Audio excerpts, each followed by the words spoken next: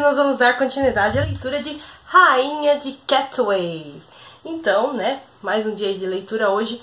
Vamos ler o capítulo 4, Ressurreição, tá? E antes de mais nada, então, vou pedir o meu like, vou pedir que você compartilhe muito esse vídeo, que se inscreva no canal se ainda não for inscrito e ative as notificações, tá? É muito importante, porque assim o YouTube te avisa sempre que tiver vídeo novo por aqui, tá bom? Se você me acompanha já nas redes sociais, você deve ter visto um vídeo que eu postei nos stories, né?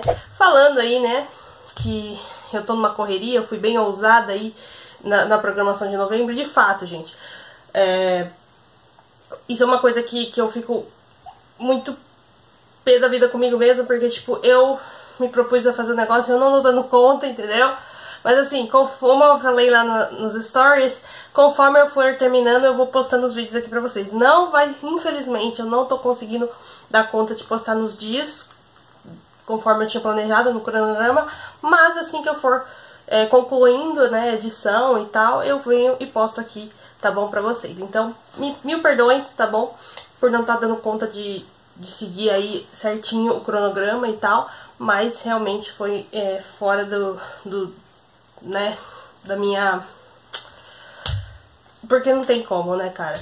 Tipo, se eu fizesse um vídeo só trazendo os nomes da nossa literatura, ia dar mais de 1 hora de vídeo. Tá certo que às vezes o desafio literário dá mais de 1 hora, mas é fazendo a leitura, né, e tal. E eu achei melhor dividir. E nessa de dividir, eu me enrolei toda. Então, assim, conforme eu for fazendo os vídeos, eu vou postando. E na semana que vem, né, que eu traria os nomes de outros países, né, negros, autores negros de outros países, também vai ser nesse sentido aí. Então, conforme eu for fazendo os vídeos, eu vou postando, tá bom? Não vai ter um dia certo, porque realmente tá complicado eu conseguir aí, tá bom? Mas eu prometo que na próxima eu me organizo melhor e adianto o máximo que eu puder, tá bom?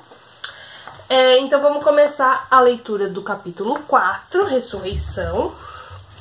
Esse capítulo aqui não é tão longo, tá? Ele é da página 71 até a página 81. São 10 páginas apenas, então a gente lê aí, né, super rapidinho, tá bom? Espero que você esteja gostando dessa história. Essa história, ela é baseada em fatos reais, né? Então a gente tem aqui o Tim Crothers, que trouxe pra gente a história da Fiona Montese, mas também dos outros personagens, das outras pessoas que também fizeram parte da vida da Fiona. Então a gente não tem só a história da Fiona, a gente tem a história de todos que estão ali em volta dela e que fizeram parte pra quem ela se tornou, né? E isso é muito legal, a gente lê uma coisa que de fato aconteceu.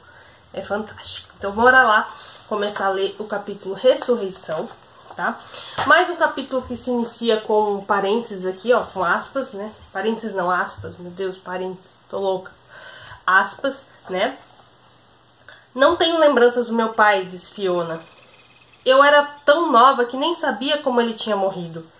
Depois de seu funeral, ficamos na aldeia algumas semanas e uma manhã, quando acordei, minha irmã mais velha, Juliet, me contou que estava com dor de cabeça. Pegamos algumas ervas e as demos a ela. E então ela foi dormir.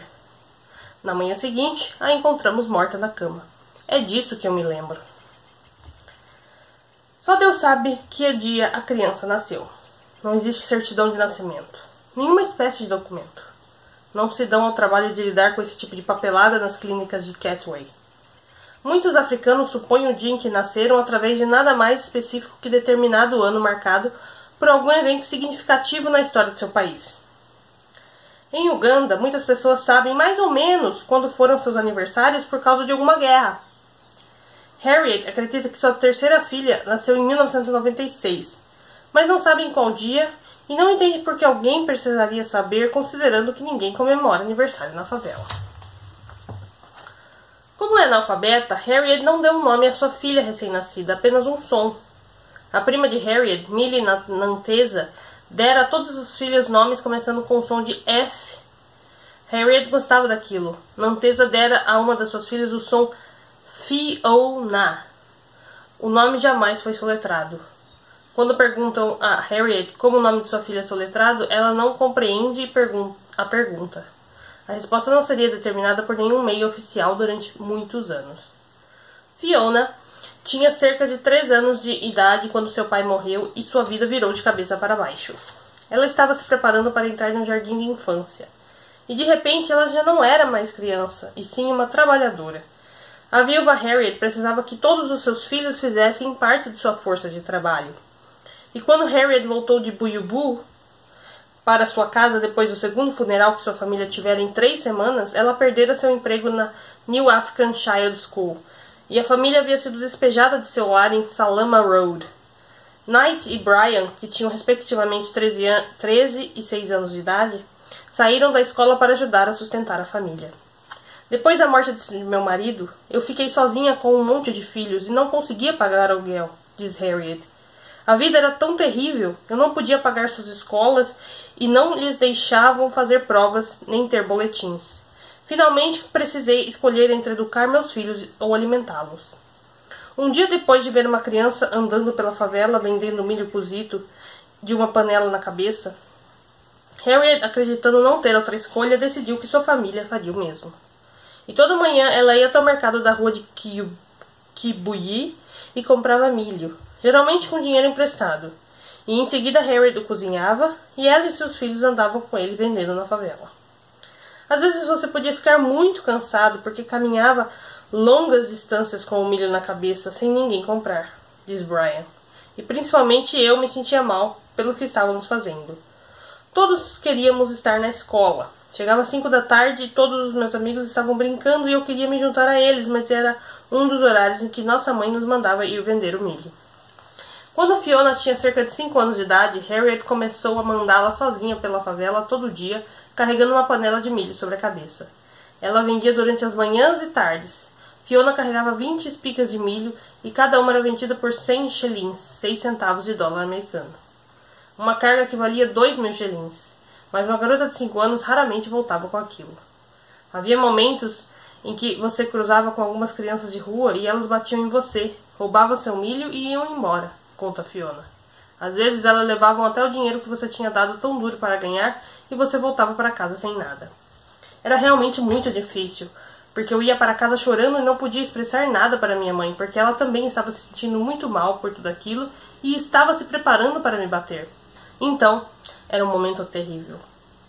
Aquilo realmente nos afetava, porque quando não conseguíamos ganhar dinheiro suficiente, acabávamos não comendo nada naquele dia.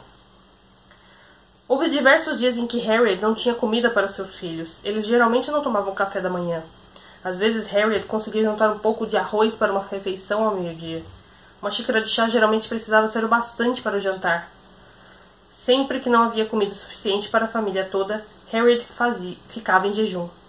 Uma vez por ano, no dia de Natal, Harriet não mandava suas crianças vender milho e comprava carne para a refeição do dia, que ela dividia entre eles sem pegar nenhum pedaço para si. O Natal era o único dia do ano no qual as crianças podiam comer até estarem satisfeitas. Antes de seu primeiro turno diário vendendo milho, Fiona devia fazer grande parte das tarefas da casa que sua irmã Juliet um dia fizera. Ela também precisava ir buscar água. Fiona acordava às 5 da manhã todo dia e começava uma caminhada de 3 horas por Catway para encher um galão de água potável. E às vezes até levava um galão extra no ombro para algum vizinho em troca de alguns shillings que pudessem dar para sua mãe para comprar comida. Buscávamos água, vendíamos milho e fazíamos as tarefas, conta Fiona. Essa era a nossa rotina. Na maioria das vezes, quando voltávamos, estávamos cansados demais e nossa mãe percebia e nos ajudava até lavar nossas roupas, pois estávamos cansados demais para fazer isso sozinhos. Compreendendo o valor da educação que ela mesma jamais tivera quando criança, Harriet tentou repetidas vezes matricular seus filhos na escola, mas nunca conseguia pagar as mensalidades. Ela os transferia de escola para escola, mas geralmente eram expulsos antes de completarem um semestre. Num período de 6 anos, Fiona completou menos de 2 séries escolares. Mesmo quando estavam matriculados, Fiona e seus irmãos continuavam vendendo milho à noite. Conforme crescia, o comportamento de Fiona começou a mudar. Ela com frequência brigava com as crianças do bairro. Diferentemente da maioria das garotas, ela até enfrentava os garotos. Uma vez um garoto caçoou dela por ela não ter pai e por sua família dormir no chão, e Fiona atacou com tanta força que Harriet precisou separar a briga antes que Fiona machucasse o menino. Eu fazia todo tipo de coisa ruim, diz Fiona. Andava com as crianças mais levadas do bairro, agredindo quem quer que os encontrássemos. Não tinha medo nem de brigar com os mais velhos, se fizessem alguma coisa que não fosse o que eu queria. Geralmente eu não tinha ninguém me dizendo o que fazer ou o que não fazer, então acabei aprendendo muitas coisas ruins. Fiona atribuiu sua má conduta ao constante estado de desespero de sua família. Aquilo nos afetou até certo ponto, mas nossa mãe costumava nos encorajar para não perdermos as esperanças. E muitas vezes o senhorio ia até nossa casa exigindo dinheiro do aluguel quando não tínhamos dinheiro nem para comer. Era tudo uma bagunça tremenda, então a gente realmente tinha muito medo e nunca sabia o que ia acontecer em seguida. Quando lhe perguntam se houve momentos felizes em sua infância durante aquela época, Fiona sacode a cabeça e, para dar ênfase, responde em inglês: não. E na sua cabeça seria melhor se acontecesse de carro. Harriet não tinha exatamente certeza de onde nem quando, mas seria uma maneira rápida de partir. Não seria preciso nenhum planejamento, apenas uma decisão rápida. Um breve surto de coragem ou talvez de covardia, e que ela teria partido. A vida que eu levava, eu estava cansada dela, conta Harriet. Eu tinha muitas dificuldades e às vezes perdia a esperança. Durante aquela época, certamente não tinha nada em mente a não ser arranjar comida para a gente sobreviver. E sempre me perguntava se Deus sequer lembrava de nós. Estava muito cansada de viver aquele tipo de vida. Estava trabalhando muito duro, mas tudo era em vão. Era como um demônio no meu ouvido. Isso me fazia me odiar e parecer que eu não valia a pena viver. Então chegou uma hora em que eu me perguntei por que eu não morro logo e largo essa vida? Foi só sua responsabilidade para com seus filhos que evitou que Harriet cometesse suicídio. Ela pensava sempre neles e imaginava o que lhes aconteceria sem ela. Em seus momentos mais difíceis, ela se perguntou se não seria melhor morrer e ver seus filhos sofrerem. Ela queria deixá-los ir.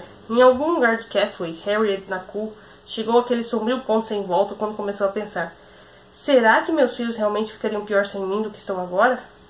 E em algum momento do ano 2000, cerca de um ano após a morte de seu marido e filha, uma amiga, preocupada com o estado de Harriet, a mandou ver um pastor. Antes de 2000, eu tinha um sonho repetidamente no qual uma voz falava comigo: por que não se salva? Mas eu não prestava atenção, relata Harriet. E naquele dia Harriet aceitou Cristo como seu salvador. Ela renasceu.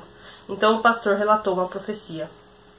Quando eu fui à igreja e vi aquele homem de Deus, ele conversou comigo e disse: você tem pedido a Deus para um veículo atingir você e você morrer. Vá para casa e Deus vai indicar algo. Vá para casa e Deus vai indicar algo para você hoje, conta Harriet. E mais tarde, enquanto Harriet levava o pequeno Richard por Catway, perto de um lugar chamado Prayer Palace, ela escutou um carro acelerando numa curva de estrada e indo em direção dela. As testemunhas em Catway naquele dia prenderam juntas a respiração, certas de que estavam prestes a testemunhar mais uma morte sem sentido na favela. Harriet fez uma prece rápida e se preparou para o impacto. O carro veio e de repente parou bem onde estávamos, conta Harriet. Vi o carro dando meia volta indo para o mesmo lugar de onde tinha vindo e me lembrei da profecia e entendi que o homem de Deus estava falando. Talvez tenha sido coisa de Deus, eu não consigo explicar aquilo. Aquele único dia mudou toda a maneira de Harriet encarar a vida. E naquele momento meu coração se transformou, confessa Harriet. Eu passava a maior parte do tempo chorando e preocupada antes de ser salva. Então fiquei forte e ganhei esperança e paz interior. A nossa situação não era nada boa, mas comecei a refletir sobre o que Deus havia feito pela gente. E de algum jeito nos deixando viver. Eu não estaria mais aqui se não fosse pelo poder de Deus, e agradeço a Ele por isso. Na primeira vez em que Fiona morreu, ela tinha 7 anos de idade. Aconteceu de repente uma noite. Fiona ficou doente e com febre, e então partiu. Seu coração ficou gelado e imóvel, ninguém encontrava seu pulso. O corpo de Fiona foi vestido para seu enterro e colocaram lá. O corpo de Fiona foi vestido para seu enterro e colocaram algodão em cada uma de suas narinas para conter qualquer fluxo de sangue. Como é costume em Uganda, a família tirou todas as suas posses da barraca e convidou os vizinhos para se sentarem em tapetes ao longo das paredes e a ajudar a família a velar e rezar pelo morto. Harriet foi até a igreja pedir fundos para que o corpo de Fiona fosse levado da aldeia para ser enterrado. E os irmãos mais novos dela foram mantidos ao lado de fora da barraca, sem saber o que tinha acontecido. Diversas horas depois de Fiona morrer, Knight começou a notar suor nas pernas da irmã, e de repente todo o corpo de Fiona parecia estar suando. Então Knight removeu algumas peças de roupa com que a vestira. E quando Harriet voltou da igreja, Fiona havia ressuscitado. Pessoalmente nunca vi nada assim, admite Harriet. Mesmo que fosse minha filha, fiquei realmente com medo dela. Nem gosto de falar disso porque sei que as pessoas vão ficar com medo dela também. Não tenho como explicar. É a glória de Deus. E naquela época eu só rezava e acreditava em Deus. Mas não estava nem rezando para ela voltar à vida. Eu não sei nem o que aconteceu para ela voltar a viver, mas acredito que exista uma razão. De repente vimos Fiona voltando à vida e todos os visitantes se espalharam e correram da sala, porque acharam que era um fantasma, diz Knight. Também estávamos com medo dela, achamos que ela era um fantasma. Então nossa mãe disse, não, foi Deus que trouxe minha filha de volta. Então contamos a Fiona. Você estava morta, Fiona disse. Não, eu só estava dormindo. Ela melhorou, mas as pessoas tiveram medo dela durante um bom tempo.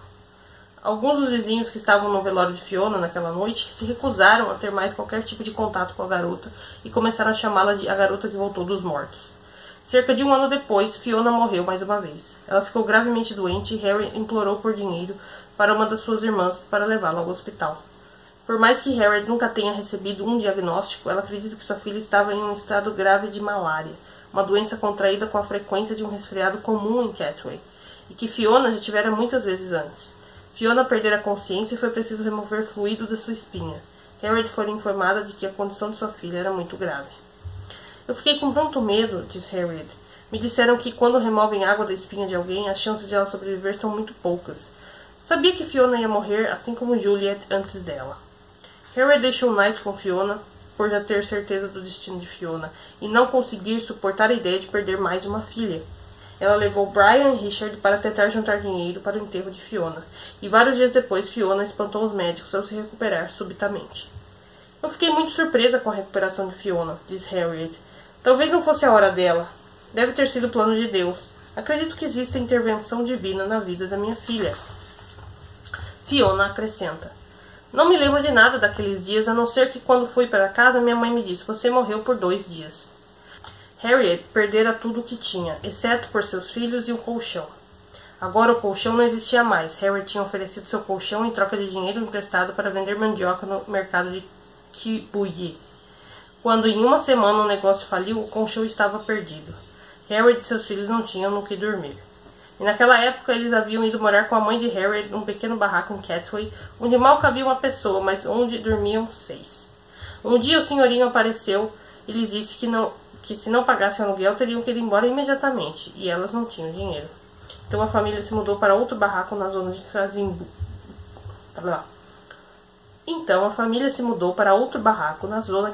Kizungu, na fronteira de Catway, um alojamento abandonado por seu estado decrépito.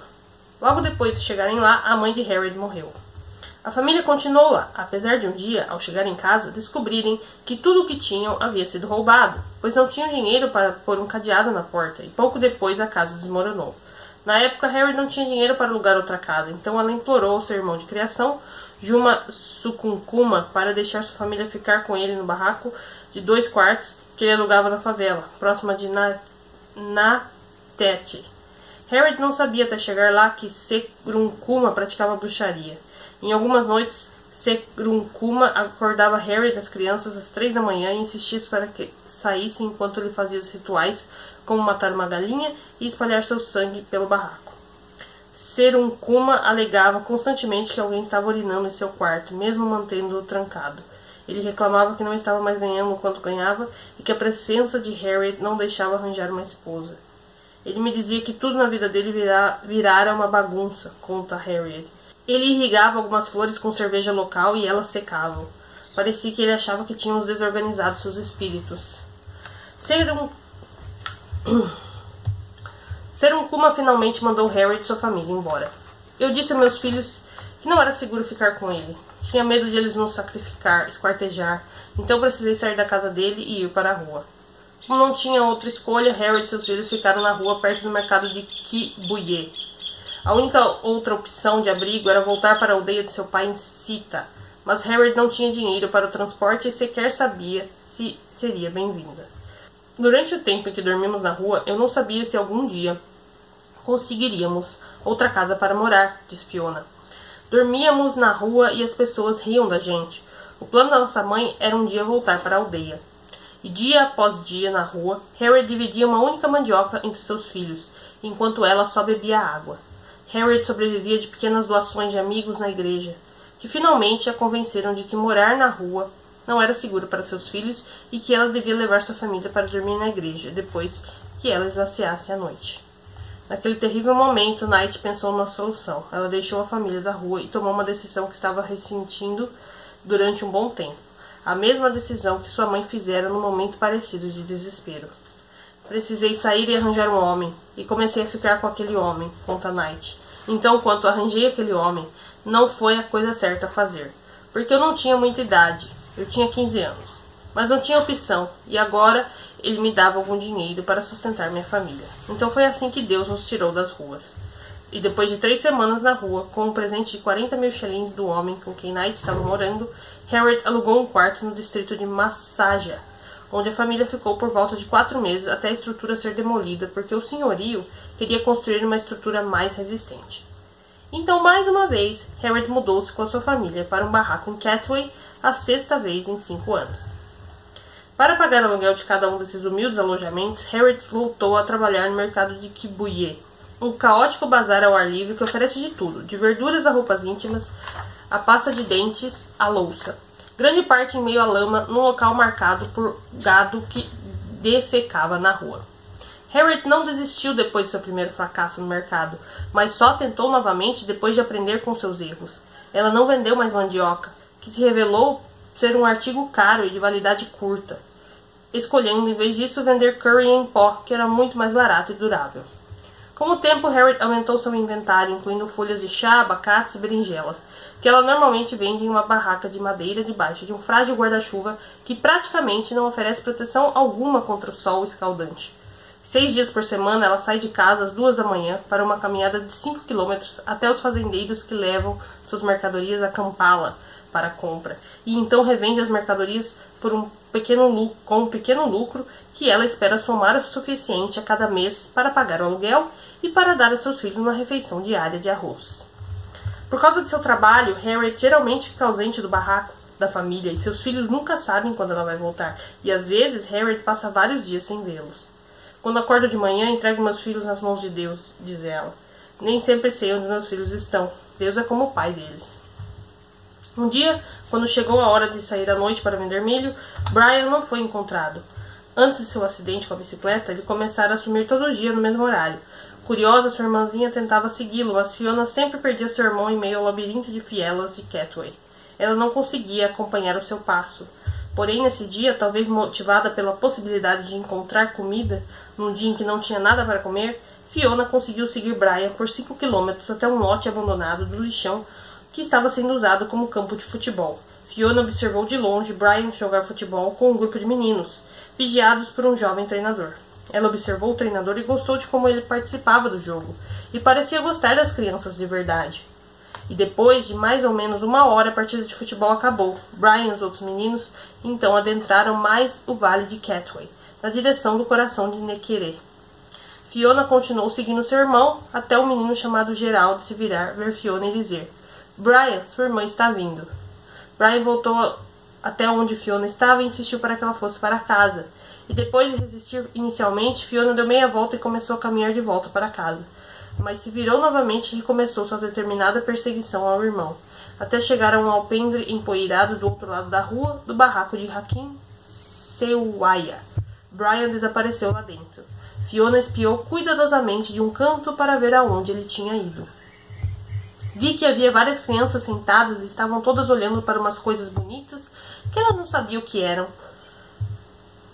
Que eu não sabia se eram de um jogo porque nunca tinha visto aquilo antes, disse Fiona. Fiquei olhando mais um pouco e fiquei com muita vontade de entrar e tocar naquelas belas peças. Pensei, o que poderia deixar todas essas crianças tão quietas? Então os observei jogar e fiquei feliz e animada e quis uma chance de ser feliz daquele jeito. Fiona ficou olhando de um canto, fascinada pelo jogo, e de repente o treinador a viu. Menininha, disse Catendê, não tenha medo, venha. E aqui a gente conclui então o capítulo 4, Ressurreição. Cara, eu tô chocada. Quer dizer, então, que a Fiona teve aí uma quase morte, não sei se a gente pode chamar de catalepsia, né? Que é aquele negócio que a pessoa parece que tá morta, mas não tá. Será que foi isso? Será que foi a malária mesmo? Interessante, né? 2 vezes aconteceu. Uma foi até... ela tava até pronta pra ser enterrada e aí voltou assim, tipo... Cara, que história, hein? Fiona, meu, chocada. Então, eu estou adorando essa história, gente. Amanhã eu volto com mais um capítulo. O capítulo Ensine a Ela o que você sabe. E eu tenho certeza, cara, que essa história... Meu, eu já tô adorando a evolução aqui nessa narrativa. A Fiona vai nos surpreender muito, tenho certeza. Todos, né? Os personagens, mas no caso aqui a gente tem a Fiona como protagonista aí, né, da coisa. E o Robert Katender também, que se não fosse por ele, né, a Fiona não teria chegado onde chegou, né, e nem as outras crianças também. Então eu espero que vocês estejam gostando dessa leitura, eu estou amando. Deixa aqui nos comentários para eu saber o que você está achando e se você já leu Rainha de Catway, o que você achou. Se você já assistiu o filme, deixa aqui também para eu saber o que você achou, tá? Eu tô tentando lembrar aqui do filme. Em nenhum momento no filme aparece essa situação de quase morte dela. Então, nesse caso aí, o filme, né, não mostrou. Eu não lembro de ter visto, pelo menos, né? Enfim, eles tiveram que enxugar bem, né? E é isso, gente. Um muito obrigado pra você. Amanhã eu volto, então. E lembrando, gente, que não vai ser no cronograma aí, né? Não vai ser, infelizmente, eu não vou, né? Não vai dar certo, mas... E lembrando que eu, conforme eu for fazendo, eu já vou postando, tá bom? Até tudo entrar no eixo de novo, ficar tudo certinho. Belezinha? Um beijo e até o próximo vídeo, então. Tchau, tchau!